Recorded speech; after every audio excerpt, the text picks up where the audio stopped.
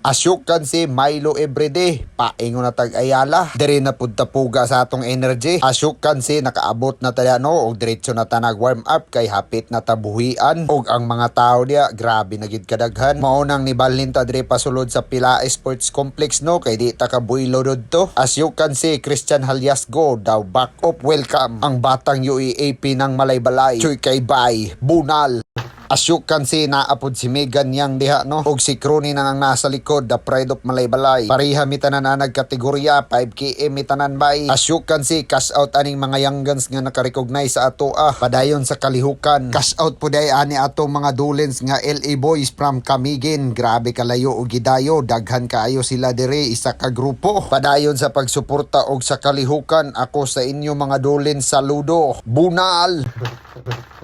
Asyukan si ana sa dang atong mga katribo, pamilyar ang mga naong nila mura din nga mga itsura atong naengkwentro atong gaisano. Ang nakasago lang dia si Christian Haliasgo, puro 5km gyapon ang kategorya ni nila Naapod ay si Crony og naapod si Sandinaw, CJ the big brother of Mitcharan ang gasakay og motol kung mudagan. Naapod sa 5k ang one of the pioneering of fast lane si Clifford Digay. Rapsuli gid tani nga mo ulis Malaybalay, mangluspad na sad tag ginukod aning mga liuna nagpiot na pod ang mga elite sa 5k. Unsao na lang Asyukan si grabe gapiot gyud ang mga tao dia sulod gawas ang mga tao kay 3k ang gaunahon, ambot unsay sistema klase unahon ang 3k ayha ang 5k. Pero wa tay mabuhat ani, simple follow, you cannot instruct it. Wa tay mahimo antos gid tani, daghan kay pakadikit sa ato grabe na kainit. Pero okay ra kay para maka-warm up na ta og daan ay singot ang atong panit. Basta ang nasa isip ko lang pagdating ko sa finish line, hindi ako makukuyapan. Pangalawang araw ng bakbakan na puro leon ang kalaban. Asyukan si nabibo na ang mga tao di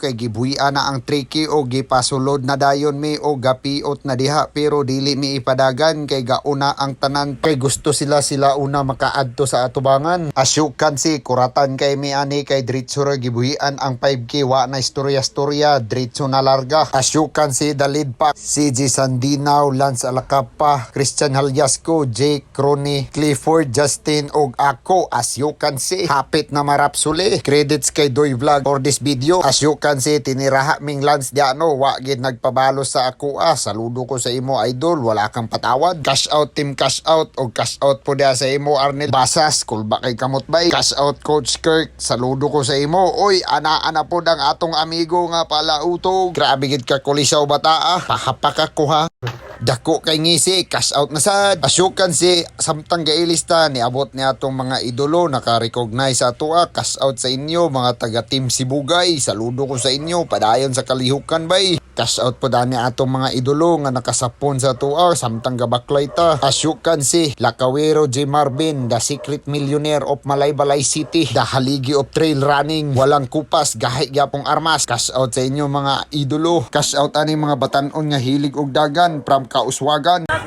Shoutout kang Jasper Alonsabe. Alright. Sir, palaro ni sir. Alright. Asyukan si samtang gahulat ta sa awarding dia naaday chair dance competition ang Milo ani Asyukan si mo apil daw sila sa video, cash out sa inyo. Og sawa pagdugay nagsugod na ang awarding og moadto na ta sa backstage kay gitawag na ang top 10 sa ato ang 5k. Cash out day ani sa ila, gusto daw sila sa vlog maparte. Og asyukan si naa ta sa backstage na arang mga leon dia gahulat sa ato kay nalangan ta kay daghan kayo gapanguhit o gaapil sa ato ang video. Congrats Coach Kirk, top 5 10km. Asyukan si mga leon, mo nili kay ninyo kung makasulong sa inyong lugar kay wa na sila mga patawad bisag batanon. Asyukan si top 3 21km pero wala si Ragrag kay nagpautog pa og siya na po di ay ang champion. Asyukan si kagikan ga awarding na.